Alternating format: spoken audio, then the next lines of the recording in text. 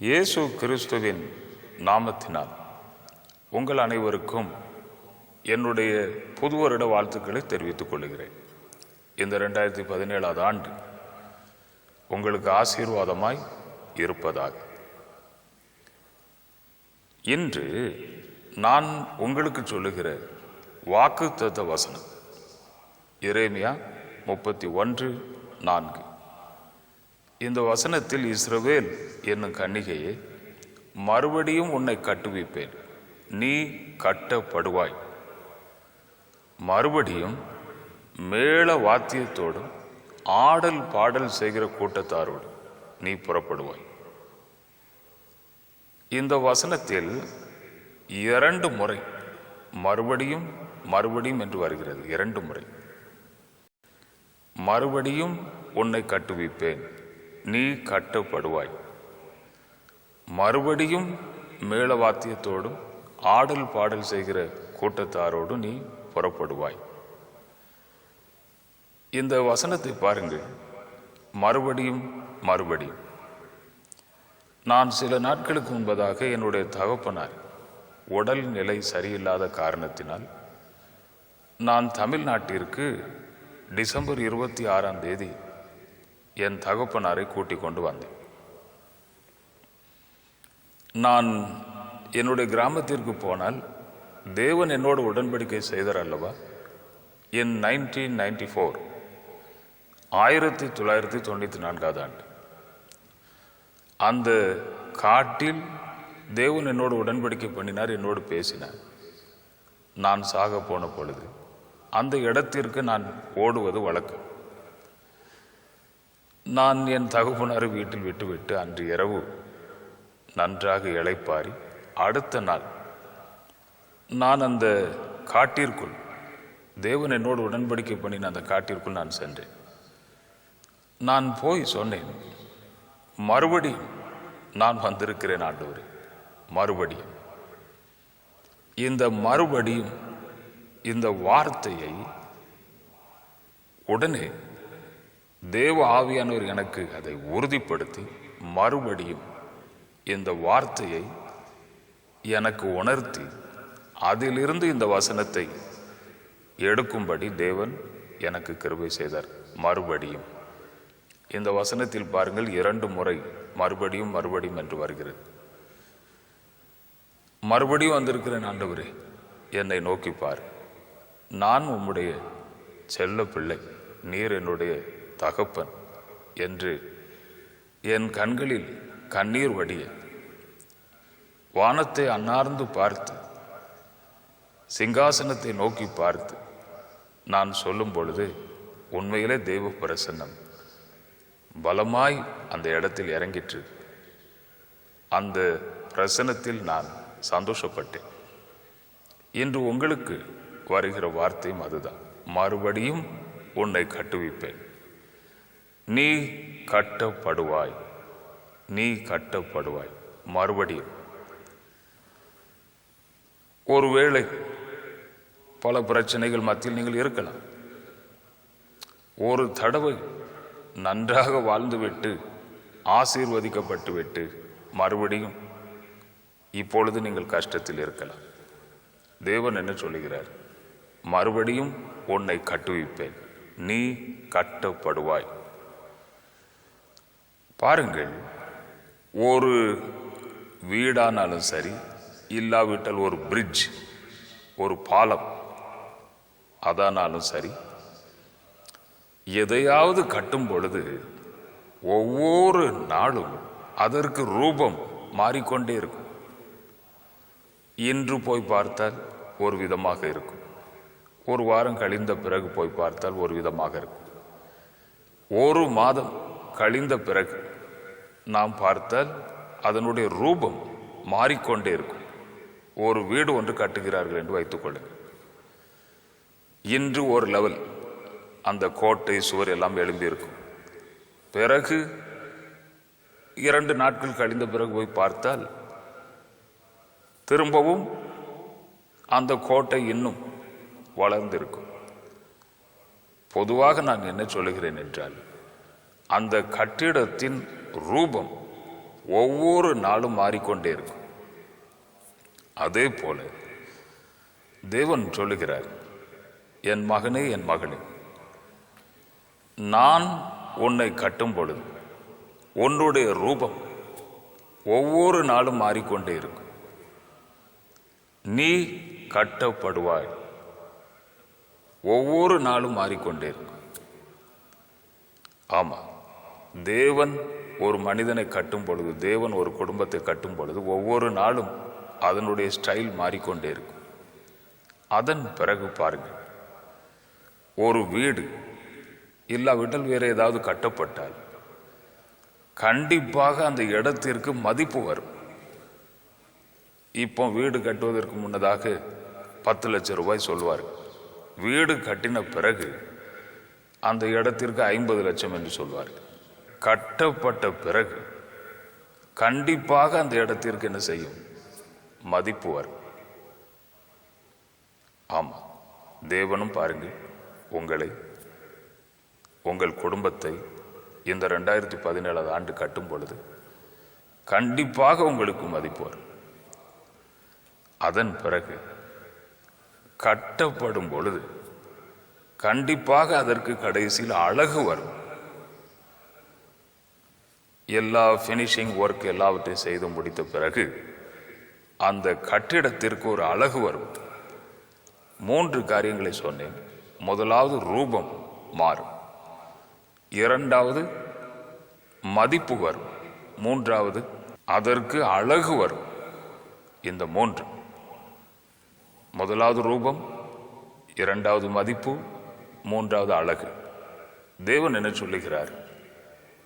நான் உன்னை கட்டுவிப்பேன், நீ கட்டப்படுவாய். அதன் பிறகு உனக்கு ரூபம் மாறிக்கொண்டே இருக்கும், அழகு வரும், மதிப்பு வரும். எனக்கு அருமையானவர்களே, என்னுடைய வாழ்க்கையிலும் பாருங்கள், தேவன் இந்த 3 காரியத்தையும் எனக்கு செய்திருக்கிறார். அதனால்தான் உங்களுக்கு நான் தைரியமாய் சொல்ல முடிகிறது. இல்லாவிட்டால் முடியவே முடியாது. நான் ஆசீர்வதிக்கப்பட்டு உங்கள் முன் நிற்பதினால் தைரியமாக சொல்ல முடிகிறது தேவன் செய்கிற காரியங்கள் என்று. இதற்கு ஆதாரமாக வேதத்திலே யோசேப்பு என்ற ஒரு நபரை நான் எடுத்துக்கொள்கிறேன். இந்த யோசேப்பு, அவனுடைய ரூபம் மாறிக்கொண்டே இருந்தது. எதற்கு மாறினது? வேதம் சொல்லுகிறது, தேவாதி தேவன் அந்த யோசேப்போடு கூட இருந்தார். ஆமா, அவனோடு கூட இருந்ததினால் யோசேப்பை தினம் தினம் அவர் கட்டினார், அவன் கட்டப்பட்டான்.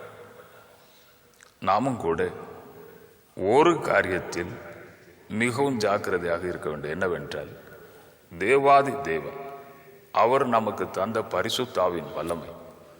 இந்த பரிசுத்தாவின் வல்லமை ஒரு மனுஷன் பெற்றால் தேவன் கூடவே இருப்பது போலத்தான். பரிசுத்தாவின் அனுபவம் என்றால் என்ன? தேவாதி தேவன் இந்த சிறு இருதயத்தில் வந்து தங்குவது. இந்த ஆலயம், நம்முடைய சரீரம் ஒரு ஆலயம், இந்த ஆலயத்தில் அவர் வந்து தங்குவது, அதுதான் பரிசுத்தாவின் அனுபவம். நமக்குள்ளே வந்து தங்குகிறார், நமக்கு உதவி செய்கிறார், நம்மை கட்ட ஆரம்பிக்கிறார். நீ கட்டப்படுவாய், நான் உன்னை கட்டுவேன் என்று சொல்லுகிறார். அதற்கு என்ன செய்ய வேண்டும்? அதற்கு தாகத்தோடு கேட்க வேண்டும். தாகம்.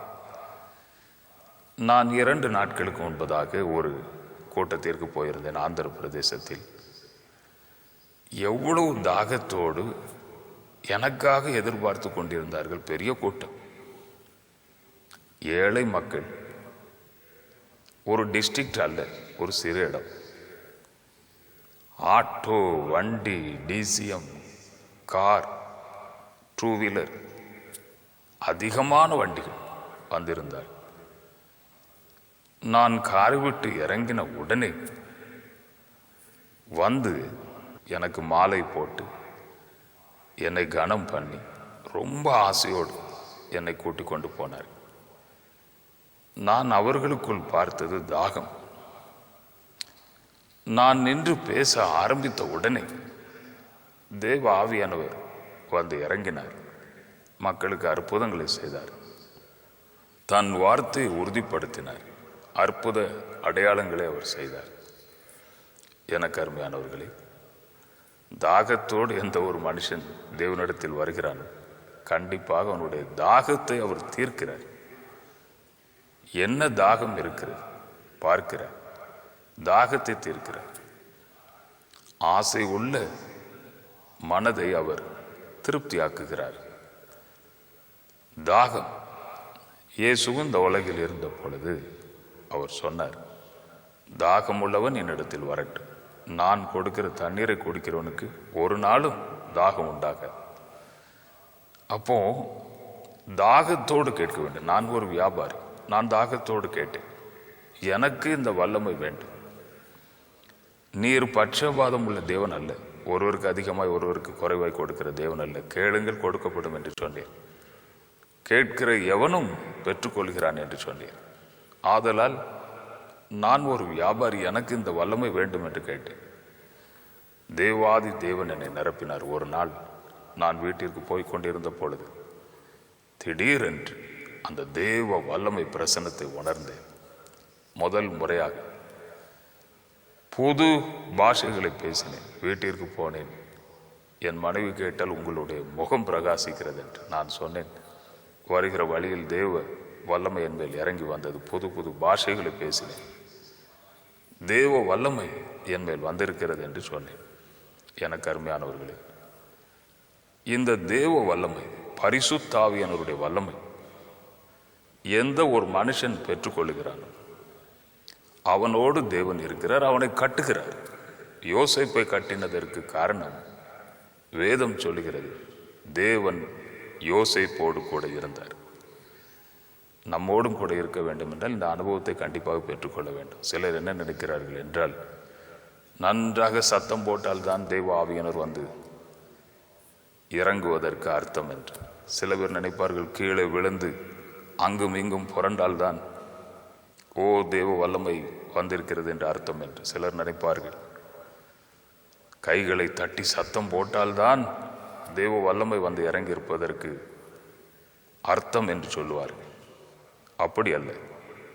கூட்டத்தில் சிலர் பின்னால் இருந்து கொண்டு தன்னுடைய இருதயத்தில் தேவ அக்கினி, தேவ வல்லமையை உணர்ந்து கொண்டே இருப்பார்கள். அமைதியாக இருந்தால் தேவ வல்லமையை சரீரத்தில் உணர்வார்கள், அனுபவிப்பார்கள். ஆதலால் தேவ வல்லமை ஒரு மனிதன் மேல் இறங்கி வரும். எப்பொழுது தாகத்தோடு அந்த மனுஷன் இருந்தால் கண்டிப்பாக தேவன் தன் வல்லமையினால் நிரப்புவார். அதன் பிறகு கட்ட ஆரம்பிப்பார். யோசேப்பை பாருங்கள், அவனுக்கு சொப்பனம் வந்தது. சொப்பனத்தை சொன்னான். அதன் பிறகு பொறாமை கொண்ட சகோதரர்கள் என்ன செய்தார்கள்? அவனை பிடித்து கூலியிலே போட்டார்கள். ரூபம் மாறினதா இல்லையா? ரூபம் மாறினது. அதன் பிறகு யோசேப்பை விற்று போட்டார்கள். ரூபம் மாறினதா இல்லையா? மாறினது. அதன் பிறகு செய்யாத குற்றத்திற்கு சிறை தண்டனையை யோசேப்பு அனுபவித்தான். ரூபம் மாறினதா இல்லையா? மாறினது. அதன் பிறகு அந்த ராஜா சொப்பனம் கண்டார். அதற்கு அர்த்தத்தை சொல்ல யாருமே தேசத்தில் இல்லை. யோசேப்பை பற்றி கேள்விப்பட்டான். யோசேப்பை கூட்டிக் கொண்டு வாருங்கள் என்று சொன்னார். சிறைச்சாலையில் இருந்து அவனை கூட்டிக் கொண்டு வந்தார்கள். ரூபம் மாறினதா இல்லையா? மாறினது. அதன் பிறகு அந்த சொப்பனத்திற்கு அர்த்தத்தை சொன்னார். வெகுமதிகளை பெற்றான். ஆபரணங்கள் அவனுக்கு போடப்பட்டது. ரூபம் மாறினதா இல்லையா? அதன் பிறகு அந்த தேசத்திற்கு அவன் பிரதம மந்திரியாய் மாறினான், பிரைம் மினிஸ்டராய் மாறினான். ரூபம் மாறினதா இல்லையா? மாறினது. பிரியமானவர்களே, இந்த யோசேப்பை தேவன் கட்டினார். தேவன் கட்ட கட்ட கட்ட அவனுடைய ரூபம் மாறிக்கொண்டே இருந்தது. நாமும் கூட தேவ ஆவியை பெற்று தேவன் நம்மோடு கூட இருந்து நம்மை கட்ட கட்ட கட்ட நம்முடைய ரூபம் கண்டிப்பாக மாறிக்கொண்டே இருக்கும். எந்த விதமான சந்தேகமும் இல்லை. அதன் பிறகு யோசேப்பை பாருங்க, அவனுக்கு மதிப்பு வந்தது. ராஜா சொன்னான், யோசேப்பு சொல்படிதான் எல்லாரும் நடக்க வேண்டும் என்று. அவன் என்ன சொன்னாலும் அதை கேட்க வேண்டும் என்று ராஜா கட்டளை போட்டு மதிப்பு வந்தது. பாருங்கள், அழகு வந்தது. இந்த மூன்றும் தேவன் யோசேப்பை கட்ட கட்ட கட்ட கட்ட இந்த மூன்றும் வந்தது. உங்களையும் தேவன் கட்டும் பொழுது கண்டிப்பாக ரூபம் மாறும், அழகு வரும், மதிப்பு வரும். இந்த மூன்றும் கண்டிப்பாக வரும். எனக்கு அருமையானவர்களே, இன்று தேவன் உங்களுக்கு கொடுக்கிற இந்த வாக்குத்தத்தம், நான் உன்னை கட்டுவிப்பேன், மறுபடியும் நீ கட்டப்படுவாய். இந்த வசனத்தை அப்படியே நீங்க நம்பணும். கண்டிப்பாக தேவன் செய்வார். எனக்கு 7 வருடங்கள் மிகவும் கஷ்டங்கள் வந்தன. 2008 2015 ஆண்டு வரை மிகவும் கஷ்டப்பட்டேன். மறுபடியும் வியாபாரத்தில் பெரிய டென்ஷன். அந்த வியாபாரம், அந்த ஃபேக்டரி அப்படியே நின்று போயிட்டு மிகவும் கஷ்டப்பட்டேன். நான் இருக்கிற ஆந்திர பிரதேஷ் ஸ்டேட் முழுவதும் மக்களுக்கு தெரிந்தது, ஜட்சன் ஆபிரகாம் மறுபடியும் பல கஷ்டங்கள் மத்தியில் இருக்கிறார் என்று. எனக்காக அதிகமான பேர் ஜெபித்தார். சபைகள் ஜெபித்தன. விசுவாசிகள், 7 விசுவாசிகள் கண்ணீரோடு ஜெபித்தார். என்ன நடந்தது? ஃபேக்டரி நின்று போயிற்று. ஒன்றுமே இல்லை, பல கஷ்டங்கள். இந்த வியாபாரத்தை வைத்துதான் இந்த மினிஸ்ட்ரி நடக்க வேண்டும். இந்த வியாபாரம் தான் இந்த மினிஸ்ட்ரியை தாங்கி வந்தது. ஒன்றுமே செய்ய முடியவில்லை, பல கஷ்டங்கள். இந்த டிவி ஊழியங்கள் எல்லாம் தடைப்பட்டது. பெரிய பெரிய பொது கூட்டங்கள் எல்லாம் தடைப்பட்டது. மிகவும் கஷ்டப்பட்டேன், துக்கப்பட்டேன். இப்படி ஆகிவிட்டதே என்று. என்ன செய்ய? பொறுமையோடு எல்லாவற்றையும் சகித்தேன். நான் தினமும் ஜெபிப்பதற்காக ஒரு இடத்திற்கு போவேன். அங்கே போய் நின்று ஜெபிப்பேன். சுவாமி, மறுபடியும் இந்த கஷ்டங்கள் என்னை சூழ்ந்து கொண்டது. ஒரு தடவை கஷ்டம் வந்தது, நான் வெற்றி பெற்றேன், உம்மை இறுக பிடித்து கொண்டேன். மறுபடியும் அதே பிரச்சனை என்று தினமும் நான் ஜெபிக்க போகும்போது சொல்லி ஜெபித்து கொண்டே இருந்தேன். சின்ன சின்ன கூட்டங்களுக்கு என்னை கூப்பிட்டாலும் நான் போய் தேவ வார்த்தையை மக்களுக்கு அறிவித்து விட்டு வந்தேன். எதற்கென்றால் தேவன் அபிஷேகம் பண்ணியிருக்கிறார் மக்களுக்காக. நான் இந்த ஊழியத்தை தொடர்ந்து செய்து வந்தேன். எல்லா இடத்திற்கும் போய் தேவன் பார்த்தார், மனம் இறங்கினார்.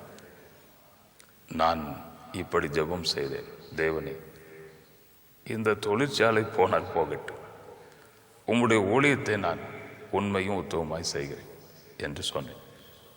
என்னுடைய மகனும் அவனும் வந்து என்னோடு கூட நின்று ஜெபம் செய்தான்.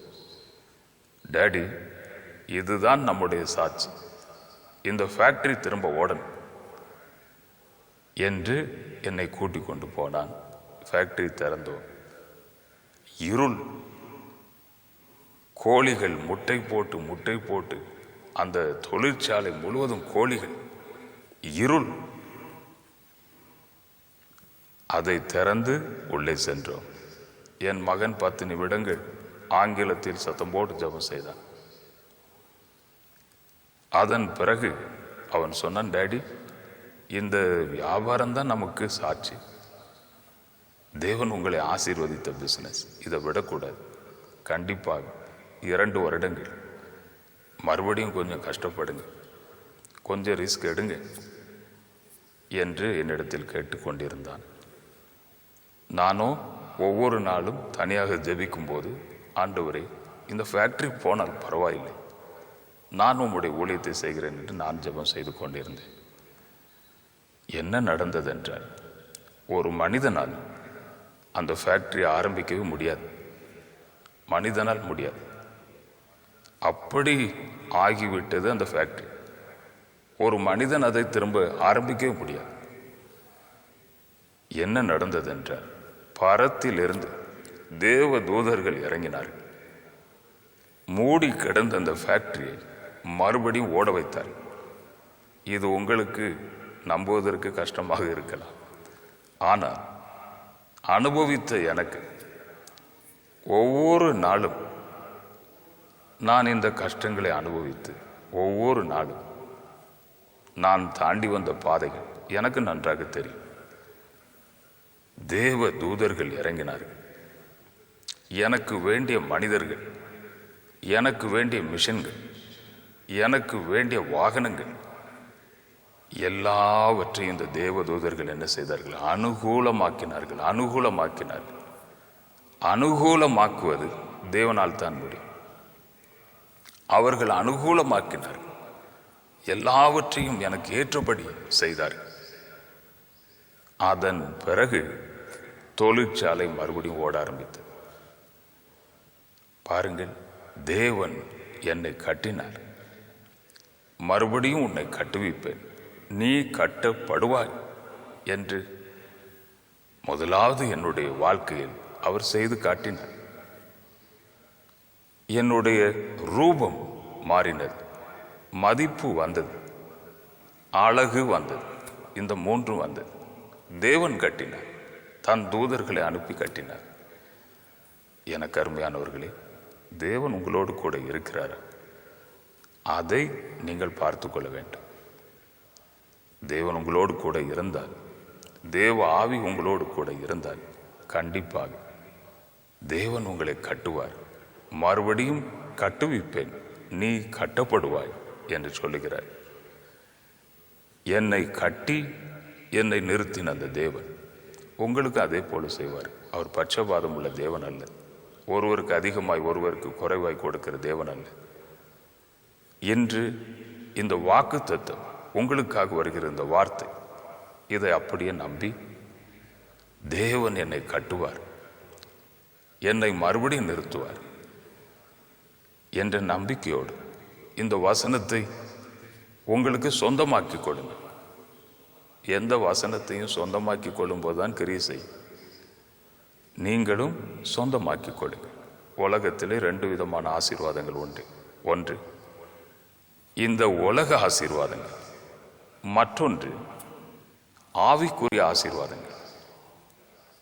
ஆவிக்குரிய ஆசீர்வாதம். இயேசு ஒரு நாள் மலையின் மேல் ஏறி போனார். சீஷர்களை கூட்டிக் கொண்டு போனார். அங்கே போய் அவர் மறுரூபமானார். ஆவிக்குரிய வாழ்க்கையில் உச்சக்கட்டம்.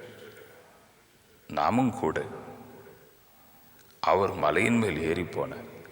நாமும் கூட தேவனை நெருங்கி அதற்கான ஒரு நேரத்தை செலவு செய்து அவருடைய பாதத்திற்கு சென்று ஜெபம் பண்ணி இந்த மேலான ஒரு அனுபவத்தை நாமும் ஆவிக்குரிய வாழ்க்கையில் பெற்றுக்கொள்ள வேண்டும்.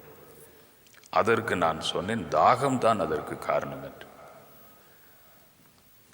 ஆவிக்குரிய நன்மைகளை பெற்ற ஒரு தீர்க்கதரிசி உண்டு.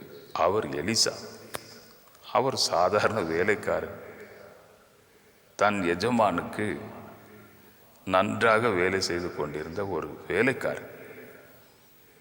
ஏலியா என்ற தீர்க்கதரிசிக்கு பணிவிடை செய்து கொண்டிருந்த ஒரு மனுஷன். எலியா எடுக்கப்படுகிற நேரம் வந்தது. அப்பொழுது எலியா கேட்கிறார், நான் எடுக்கப்படும் முன்னதாக உனக்கு என்ன வேணும் சொல்லு. இவ்வளவு நாள் கூட இருந்தார், எனக்கு உதவி செய்தார், எல்லாவற்றையும் கவனித்தார். உனக்கு என்ன வேணும்? தேவன் என்னை எடுக்க போகிறார், உனக்கு என்ன வேண்டும்? உடனே அந்த எலிசா சொன்னார், உமக்கு இருக்கிற அந்த வரம் 2 மடங்கு எனக்கு வேண்டும். இந்த எலியா எதிர்பார்க்கவே இல்லை, இப்படி ஒரு பதில் வரும் என்று எதிர்பார்க்க. அவன் சொன்னான், உமக்குள் இருக்கிற அந்த வரம் 2 மடங்கு எனக்கு வேண்டும். நான் சில இடங்களுக்கு போகும்பொழுது சிலர் அப்படி சொல்வார்கள், சார் உங்களுக்கு கொடுத்த கிரேஸ் எனக்கும் வேண்டும் என்று கேட்பார்கள். நான் அப்படி ஜெபம் செய்து கொண்டிருக்கிறேன். நீங்கள் எனக்காக ஜெபித்தால் தேவன் என்னை பயன்படுத்துவார், எனக்கு அந்த கிரேஸை கொடுப்பார் என்று சொல்லுவார்கள். தாகம், இந்த தீர்க்கதரிசி தாகத்தோடு கேட்டார், உமக்குள் இருக்கிற அந்த வரம் 2 மடங்கு எனக்கு வேண்டும். தேவன் பார்த்தார், மனிதன் கொடுக்க முடியாது. தேவன் நம்முடைய தாகத்தை தீர்க்கிறவர், கண்டிப்பாக நமக்கு உதவி செய்கிற தேவன். அவர் அந்த தாகத்தை பார்த்தார். எலியா எடுக்கப்பட்டார். எலியாவின் மேலிருந்த அந்த சால்வை எலியாவின் மேலே இருந்து கீழே விழுந்தது. அந்த சால்வை அதை எடுத்தான், நேரே சென்றான். அந்த சால்வையை முறுக்கினான், யோர்தான் தண்ணீர் மேல் அடித்தான். எலியாவின் தேவன் எங்கே என்று சத்தம் போட்டான். அந்த யோர்தான் 2ஆக பிரிந்தது. தீர்க்கதரிசிகளின் புத்திரர்கள் எல்லாரும் நின்று பார்த்து கொண்டிருக்கிறார்கள். அவர்கள் சொன்னார்கள், எலியாவின் மேல் இருந்த வல்லமை எலிசாவின் மேல் வந்திருக்கிறது என்று. நமக்கும் இயேசு அவர் உயிரோடு எழுந்து எல்லாருடைய கண்களுக்கு முன்பதாக பரலோகம் ஏறி சென்றார். எலியாவின் மேலே இருந்த அந்த சால்வை, அப்படி என்றால் இயேசு கிறிஸ்து பரலோகம் ஏறி சென்று நமக்கு அனுப்பின ஒரு சால்வை, அதுதான் தேவ ஆவியானவர். இந்த தேவ ஆவி நம்மேல் வரும் பொழுது நாமும் கூட தேவனுக்காக பயன்படலாம், அந்த வல்லமையை பெறலாம். இயேசு இந்த உலகத்தில் இருக்கும்போது என்ன சொன்னார்? என்னை விசுவாசிக்கிறவன் என்னை விட மேலான காரியங்களை செய்வான். ஆதலால் எனக்கு அருமையானவர்களே, 2 ஆசீர்வாதங்கள், இந்த உலக ஆசீர்வாதங்கள், ஆவிக்குரிய ஆசீர்வாதங்கள். யோசேப்பை தேவன் கட்டினார், அவனோடு கூட இருந்து கட்டினார். அதே போல நம்மோடு கூட இருந்த பரிசுத்தாவின் வல்லமையை பெற்றால் நம்மோடு கூட இருந்த தேவன் உங்களையும் கட்டுவார். அதன் பிறகு எலிசா என்ற தீர்க்கதரிசியை கட்டின தேவன், அவனுடைய ரூபத்தை மாற்றின தேவன், அவனுக்கு மதிப்பும் அழகையும் கொடுத்த தேவன். கண்டிப்பாக தேவன் உங்களோடு கூட இருந்தால் ஆவிக்குரிய ஆசீர்வாதங்களின் தேவன் உங்களுக்கு தந்து கண்டிப்பாக உங்களை கட்டுவார், உங்களை கைவிடவே மாட்டார். எலிசா தீர்க்கதரிசி ஒவ்வொரு முறையும் ஒரு வீட்டில் தங்குவார். அந்த வீட்டில் அவனுக்கு எல்லா வசதியும் செய்து கொடுத்தார். எதற்கென்றால் அவன் தீர்க்கதரிசி, கர்த்தருடைய ஊழியக்காரன், வரும்போதெல்லாம் தங்கட்டும், அது எங்களுக்கு பிளஸிங் என்று அந்த வீட்டில் எல்லாம் செய்து கொடுத்தார். ஒரு தடவை இந்த எலிசா தீர்க்கதரிசி தன்னுடைய வேலைக்காரனிடத்தில் கேட்டான், ஆமாம், நம்ம வருகிறோம் போகிறோம், நன்றாக சாப்பிடுகிறோம், எல்லா வசதியும் நமக்கு செய்து கொடுத்துருக்குறாங்க, இந்த வீட்டுக்கு ஏதாவது குறை உண்டா? உடனே அவன் சொன்னான், குழந்தை இல்லை அவர்களுக்கு. உடனே தீர்க்கதரிசியின் அந்த உள்ளம் மிகவும் நொந்து போயிற்று. எனக்கு இடம் கொடுத்து என்னை கவனிக்கிற இந்த குடும்பத்திற்கு இப்படி ஒரு குறை இருக்கிறதா என்று அந்த தீர்க்கதரிசி சொன்னார். அடுத்த முறை நான் வரும்பொழுது, அடுத்த வருடத்தில் உன்னுடைய கையில் ஒரு ஆண் குழந்தை இருக்கும். உடனே அவர்களுக்கு மிகுந்த சந்தோஷம். தீர்க்கதரிசி தேவனுடைய வாய், தீர்க்கதரிசி சொன்னால் கண்டிப்பாக நடக்கும். அவன் சொன்னபடியே அவளுக்கு குழந்தை பிறந்தது. சில வருடங்கள் கழிந்தன. அந்த குழந்தை நோய்வாய்ப்பட்டு மரித்தது. உடனே அந்த பெண் நேரே எலிசா தீர்க்கதரிசனிடத்தில் ஓடினார். எலிசா, நீங்க தானே சொன்னீங்க உனக்கு ஒரு குழந்தை தேவன் கொடுப்பார் என்று. அந்த குழந்தை மரித்து போயிற்று என்று சொல்லவே இன்னும் அவனுடைய உள்ளம் சுக்கு நூறாய் நொறுங்கி போயிற்று. எனக்கு உதவி செய்த ஃபேமிலி இப்படி ஆகிவிட்டதா என்று ஓடினான். அந்த குழந்தைக்காக ஜெபம் செய்தான். கெஞ்சி ஜெபம் செய்தான், ஆண்டவரே இந்த வருத்தம் அவர்களுக்கு வரக்கூடாது, அந்த குழந்தை மறுபடியும் பிழைக்கட்டும் என்று அவன் ஜெபம் செய்தான். என்ன ஆச்சரியம் பாருங்கள், மரித்த அந்த குழந்தை மறுபடியும் உயிர் பெற்று எழுந்தது. இந்த எலிசா தீர்க்கதரிசிக்கு மதிப்பு வந்தது. இந்த எலிசா தீர்க்கதரிசிக்கு அழகு வந்தது. இந்த எலிசா தீர்க்கதரிசிக்கு ரூபம் மாறினது. தேவன் பயன்படுத்த பயன்படுத்த பயன்படுத்த எனக்கு அருமையானவர்களே, 9 ஆவிக்குரிய வரங்களை தேவன் நமக்கு தந்திருக்கிறார். தன்னுடைய ஒரே மகனை நமக்கு கொடுத்து இந்த பெரிய பாக்கியத்தை தேவன் கொடுத்திருக்கிறார். இந்த வரங்கள் உங்களுக்காகத்தான். நீங்கள் கேட்கும் பொழுது எலிசா தீர்க்கதரிசியை கட்டின தேவன், ரூபத்தை மாற்றின தேவன், அழகையும் மதிப்பையும் கொடுத்த தேவன் கண்டிப்பாக இந்த வரங்களினால் உங்களை அலங்கரித்து நீங்கள் கேட்கிற இந்த வரங்களை உங்களுக்கு அவர் கொடுத்து உங்களுடைய ஆவிக்குரிய வாழ்க்கையும் தேவன் நிச்சயமாய் கட்டுவார், கண்டிப்பாக செய்வார். எனக்கு அருமையானவர்களே, நான் சில நாட்களுக்கு முன்பதாக அங்கே தமிழ்நாட்டிற்கு வந்திருந்தேன் ஒரு கூட்டத்தில் பேசும்படி. தேவன் இரவு சொப்பனத்தில் எனக்கு காண்பித்த காரியங்களை அடுத்த நாள் கூட்டத்திலே சொன்னேன். 2 நாட்கள் இந்த சொப்பனத்தின் மூலமாக வந்து காரியத்தை மக்களுக்கு சொன்னேன். வேதம் சொல்லுகிறது, ஒரு தீர்க்கதரிசி அவனுக்கு தேவன் சொப்பனத்தின் மூலமாக காரியங்களை வெளிப்படுத்துவார், சொப்பனத்தின் மூலமாக பேசுவார்.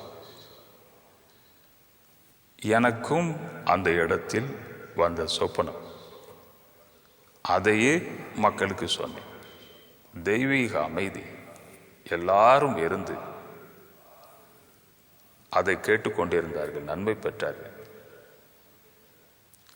தேவ ஆசீர்வாதங்கள், ஆவிக்குரிய ஆசீர்வாதங்கள், வரங்கள், ஆவிக்குரிய கனிகள், இவை எல்லாவற்றையும் தேவன் நமக்கு தந்து நம்முடைய ரூபத்தை மாற்றி, நம்முடைய அழகை மாற்றி, நம்முடைய மதிப்பை அவர் மாற்றி நம்மை கட்டுவேன் என்று தேவன் சொல்லுகிறார். எனக்கு அருமையானவர்களே, உலக ஆசீர்வாதத்தில் நீங்கள் கட்டப்பட வேண்டும், ஆவிக்குரிய ஆசீர்வாதத்திலும் கட்டப்பட வேண்டும். இந்த 2017 ஆண்டு தேவன் அப்படிப்பட்ட ஆசீர்வாதத்தை உங்களுக்கு தந்து இந்த வருடம் முழுவதிலும் உங்களை கட்டி அவர் உயர்த்துவாராக. இந்த வசனத்தின்படியே தேவன் உங்களை ஆசீர்வதிப்பாராக. இப்பொழுது உங்களுக்காக நான் ஜெபிக்க போகிறேன். நாம் ஜெபிப்போமா? எங்களை நேசிக்கிற அன்பின் பிதாவே, இவ்வளவு நேரம் உங்களுடைய வார்த்தைகளை நாங்கள் கேட்டோம். 2017 ஆண்டு நீர் செய்ய போகிற காரியங்களை மக்களுக்கு சொன்னேன். இந்த வாக்கு தத்தம் அதுதான் எங்களுடைய உயிர். வாக்கு தத்தம், அதன்படியே எங்களை நீர் ஆசீர்வதிக்கிறீர். கேட்டுக்கொண்டிருந்த இந்த பிள்ளைகளை கண்டிப்பாக இந்த வருடம் கட்டி மறுபடியும் நிற்கும்படி செய். எல்லா அவமானத்தையும் மாற்றும், கண்ணீரை துடையும். இப்பொழுது வானம் திறக்கப்பட்டு தேவ வல்லமை ஒவ்வொரு சரீரத்தில் வந்து இறங்கட்டும். இந்த வருடம் ஆசீர்வாதமாக இருக்கட்டும் சுவாமி. இப்பொழுதே உம்முடைய கரத்தை ஒவ்வொரு குடும்பத்தின் மேல் வையும். இப்பொழுது நோய்கள், பலவீனங்கள் எல்லாம் நீங்கட்டும். எல்லா இருள் நீங்கட்டும், பலவீனங்கள் நீங்கட்டும். இப்பொழுதே now. ஹalleluya, ஹalleluya. ஒவ்வொரு ஃபேமிலியும் நீர் பொறுப்படும் சுவாமி. கட்டி எழுப்பும்படி பிள்ளைகளை நிற்கும்படி செய்யும். இயேசு கிறிஸ்துவின் நாமத்தினால் வேண்டிக் கொள்கிறேன் பிதாவே, ஆமென்.